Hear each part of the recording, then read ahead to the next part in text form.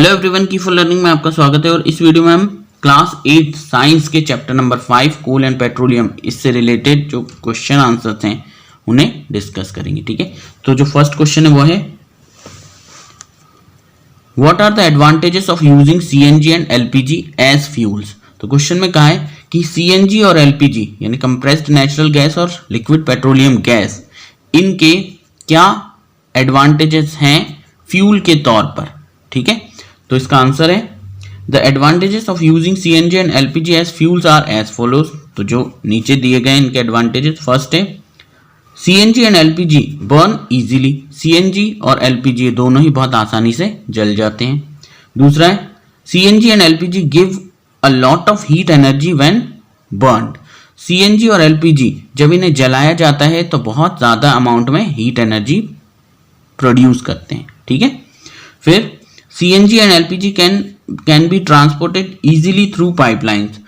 CNG और LPG इनको बहुत आसानी से पाइपलाइंस के थ्रू क्या है, एक जगह से दूसरी जगह ट्रांसपोर्ट किया जा सकता है। फिर है CNG and LPG are clean fuels and they do not release smoke when burnt। तो यहाँ कह रहे हैं कि CNG और LPG ये दोनों ही बहुत क्लीन फ्यूल हैं, जब इन्हें जलाया जाता है तो ये किसी भी प्रकार का स्मोक यानी धुआं नहीं रिलीज करते। ठीक है, फिर question number 2, name the petroleum product used for surfacing the roads. तो वो पेट्रोलियम प्रोडक्ट बताइए जो कि रोड के सरफेसिंग के लिए, रोड के सरफेस बनाने के लिए यूज किया जाता है। तो वो कौन सा पेट्रोलियम प्रोडक्ट है, वो है बिटुमेन। ये जो है इसे रोड का सरफेस बनाने के लिए यूज करते हैं। फिर थर्ड है describe how coal is formed from dead vegetation, what is this process called. तो यहाँ क्वेश्चन में कहा है कि जो कोल है वो डेड वेजिटेशन से किस तरह से बने हैं ये बताइए, और ये भी बताइए कि इस प्रोसेस को क्या कहा जाता है। तो आंसर है dense forest got buried under the soil due to natural processes millions of years एगो।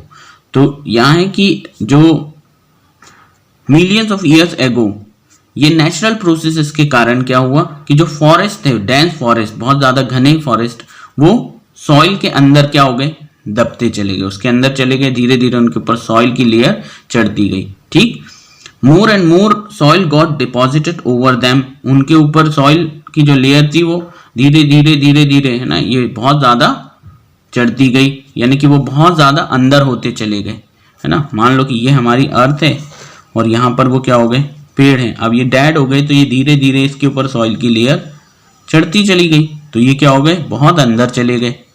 ठीक, deposit over them and they got compressed more, और क्या है क्योंकि इसके ऊपर बहुत ज्यादा दबाव, बहुत ज्यादा कंप्रेस हो गए। ठीक, this led them to go exposed to very high temperature and pressure. अब जब ये बहुत अंदर चले गए तो ये किसके एक्सपोजर में आ गए, ये आ गए, यहाँ पर बहुत ज्यादा हाई टेम्परेचर है और प्लस प्रेशर है। तो बहुत ज्यादा हाई टेम्परेचर और प्रेशर यहाँ पर था। अब क्या होते गए वो, तो केमिकल रिएक्शन हुई और ये क्या कन्वर्ट हो गए, they slowly got converted into coal under this extreme condition. ये जो एक्सट्रीम कंडीशन मिली, हाई टेम्परेचर हाई प्रेशर, इसके अंदर ये क्या हो गए, ये कोल में कन्वर्ट हो गए। ठीक है, the whole process of formation of coal from dead vegetation known as carbonisation. क्योंकि इसका एक और क्वेश्चन था कि इस प्रोसेस को क्या कहा जाता है, तो इस प्रोसेस को क्या कहा जाता है, कार्बनाइजेशन कहा जाता है। ठीक है, अब नेक्स्ट क्वेश्चन देखते हैं। तो जो नेक्स्ट क्वेश्चन है वो है fill in the blanks. First है fossil fuels are dash dash and dash. तो फॉसिल फ्यूल्स कौन कौन से हैं, है ना, क्या है फॉसिल फ्यूल्स इसके अंदर देखिए। एक तो है कोल, कोल एक फॉसिल फ्यूल है क्योंकि फॉसिल से बने हुए हैं। दूसरा पेट्रोलियम, ठीक है, और तीसरा नेचुरल गैस। ये सब चीजें क्या है, फॉसिल फ्यूल्स है। ठीक है, फिर सेकेंड है process of separation of different constituents from petroleum is called. जब पेट्रोलियम हम क्या है जमीन से निकालते हैं तो उसके अंदर बहुत सारे कॉन्स्टिट्यूएंट्स होते हैं, अलग अलग, पेट्रोल, डीजल, ये सब। तो इन्हें अलग करने की प्रोसेस को क्या कहा जाता है, तो इन्हें अलग करने की प्रोसेस को कहा जाता है रिफाइनिंग। ठीक है, रिफाइनिंग कहते हैं, जो कि फ्रैक्शनल डिस्टिलेशन के थ्रू किया जाता है। फिर नेक्स्ट है least polluting fuel for the vehicle is, यानी कि व्हीकल के लिए सबसे कम पॉल्यूशन फैलाने वाला जो फ्यूल है वो कौन सा है, तो वो है हमारा कंप्रेस्ड नेचुरल गैस। ठीक है, तो CNG जो है वो सबसे कम पॉल्यूशन करता है, जो कि हमारे जैसे पेट्रोल डालते हैं, डीजल डालते हैं, CNG से चलाते हैं, तो इसमें सबसे कम जो पॉल्यूशन फैलाता है वो है कंप्रेस्ड नेचुरल गैस। ठीक, अब नेक्स्ट क्वेश्चन पे चलते हैं। नेक्स्ट क्वेश्चन है tick true false against the following statements. तो यहाँ पर आपको स्टेटमेंट्स दे रखे हैं और ट्रू और फॉल्स हमें बताना है। Fossil fuels can be made in the laboratory, fossil fuels को हम लेबोरेटरी में बना सकते हैं, ऐसा उन्होंने कहा है। तो ऐसा नहीं हो सकता, क्योंकि उसे बनने के लिए बहुत ज़्यादा, यानी कि जब हमने यहाँ बात की थी ऊपर कि ये अर्थ है, इसके अंदर बहुत अंदर चले जाते हैं, जब डीप बरीड हो जाते हैं, तब यहाँ हाई टेम्परेचर, हाई प्रेशर मिलता है, उस कंडीशन में ये बन सकते हैं। ठीक है, तो इन्हें बनने के लिए बहुत समय भी चाहिए और साथ ही साथ बहुत एक्सट्रीम कंडीशन चाहिए, जो कि हम लेबोरेटरी में प्रोवाइड नहीं कर सकते। That is why we can't make fossil fuels in the laboratory. Okay, अब देखिए नेक्स्ट है, तो इसका आंसर क्या आ गया है, फॉल्स है। ठीक है, फिर है CNG is more polluting fuel then petrol, तो ये भी गलत है। अब भी हमने एक क्वेश्चन ऊपर ही पढ़ा था, यहाँ पर ये देखिए लिखा हुआ है कि जो CNG होता है वो सबसे कम पॉल्यूशन करता है जितने भी हमारे क्या है व्हीकल्स को चलाने वाले फ्यूल्स हैं उसमें। तो CNG is more polluting fuel then petrol, तो ये गलत हो जाएगा। ठीक, फिर नेक्स्ट है Coke is almost pure form of carbon, Coke जो है लगभग पूरी तरह से कार्बन से बना होता है, वो कार्बन का प्योर फॉर्म है, तो ये ट्रू है, ये कार्बन बहुत ज्यादा मात्रा में होता है इसके अंदर। फिर नेक्स्ट है coal tar is mixture of various substances, जो कोल टार है वो क्या है, बहुत सारे सब्सटेंसेस का एक मिक्सचर है, तो ये सही है। इसके अंदर बहुत सारे सब्सटेंसेस हैं जो कि मिक्स हैं, और उन्हीं में से हम क्या है बहुत सारे जो फ्यूल्स होते हैं वो निकालते हैं, कई प्रोडक्ट्स निकालते हैं, तो ये ट्रू हो गया। फिर kerosene is not fossil fuel, जो कैरोसिन है वो फॉसिल फ्यूल नहीं है, तो ये गलत है। कैरोसिन भी क्या है, एक फॉसिल फ्यूल है, तो ये गलत स्टेटमेंट हो गया। ठीक है, अब next question, sixth question, explain why fossil fuels are exhaustible natural resources. Exhaustible का मतलब होता है जो खत्म हो जाएंगे। ठीक है, तो ये कह रहे हैं कि ये एक्सप्लेन कीजिए कि जो फॉसिल फ्यूल्स हैं जैसे कोल, पेट्रोलियम, ये सब ये एक्सहॉस्टिबल नेचुरल रिसोर्सेज हैं, ये खत्म हो जाएंगे, कुछ समय के बाद ये खत्म हो जाएंगे, तो ये एक्सहॉस्टिबल नेचुरल रिसोर्सेज है, इसे एक्सप्लेन कीजिए, ऐसा कहा गया। तो आंसर देखिए, the process of formation of fossil fuels require millions of years. जो फॉसिल फ्यूल्स बनते हैं इनका जो फॉर्मेशन होता है वो मिलियंस ऑफ ईयर्स में होता है ना, बहुत ज्यादा साल चाहिए, और प्लस बहुत ज्यादा एक्सट्रीम कंडीशन भी चाहिए, जो हमने ऊपर पढ़ा। Dead vegetation and animal that got buried deep inside the earth require high temperature and pressure for the formation of fossil fuel. तो क्या है कि जो डेड वेजिटेशन है और जो एनिमल्स है, जब ये बहुत ज्यादा अंदर गड़ जाएंगे, अंदर चले जाएंगे जमीन के, इनके ऊपर लेयर टू लेयर चढ़ती जाएगी मिट्टी की, और वहां पर एक्सट्रीम कंडीशन मिलेगी, यानी कि बहुत ज्यादा हाई टेम्परेचर और बहुत ज्यादा हाई प्रेशर, तब जाकर के फॉर्मेशन होगा किसका, फॉसिल फ्यूल का। तो अब यहाँ हमने क्या पढ़ा कि बहुत ज़्यादा समय भी चाहिए और बहुत एक्सट्रीम कंडीशन भी चाहिए, तो हम इतना समय तो ले ही नहीं सकते, इसीलिए हमने क्या कर लिया, इन्हें जो बहुत पहले मिलियंस ऑफ ईयर्स पहले बने हैं उन्हें हम निकाल तो रहे हैं, पर उन्हें हम वापस बना नहीं सकते, और इसीलिए क्या हो जाएंगे, धीरे धीरे खत्म होते जाएंगे। ठीक, आगे देखते हैं और क्या है।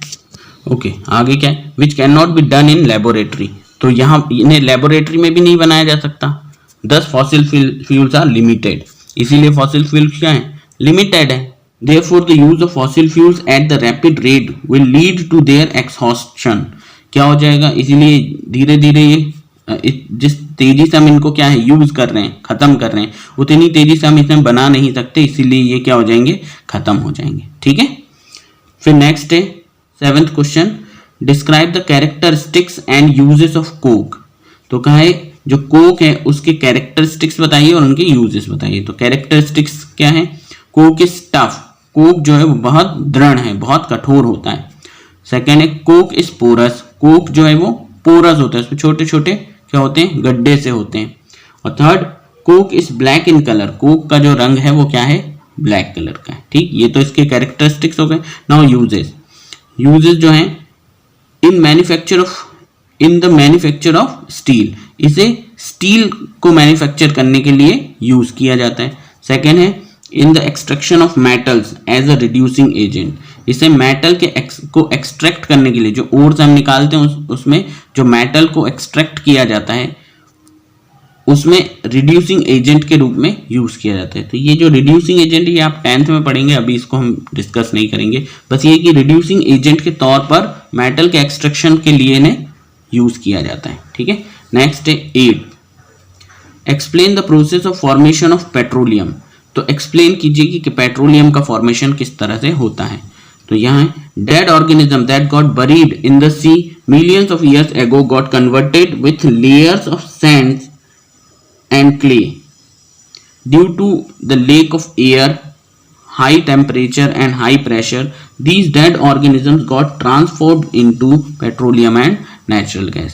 तो ये हालांकि हमने थोड़ा सा पढ़ा, क्या होता है, ये हमारी अर्थ है, इसके अंदर ही धीरे धीरे कोई भी मान लो कि ऑर्गेनिज्म मर गया यहाँ पर, धीरे धीरे ये क्या हो गया, गढ़ते चला गया। अब ये गढ़ते चला गया तो अंदर चला गया, हाई प्रेशर हाई टेम्परेचर इसको मिला। ठीक है, और ये क्या बन गए, एक तरह की क्या, ये कन्वर्ट होने लगे layer of the sand and clay में, और धीरे धीरे धीरे धीरे क्या होता चला गया, क्योंकि यहाँ पर ऑक्सीजन तो मिली नहीं है ना, लेक ऑफ ऑक्सीजन, यहाँ पर ऑक्सीजन नहीं थी, और बहुत ज्यादा हाई टेम्परेचर भी था और हाई प्रेशर भी था।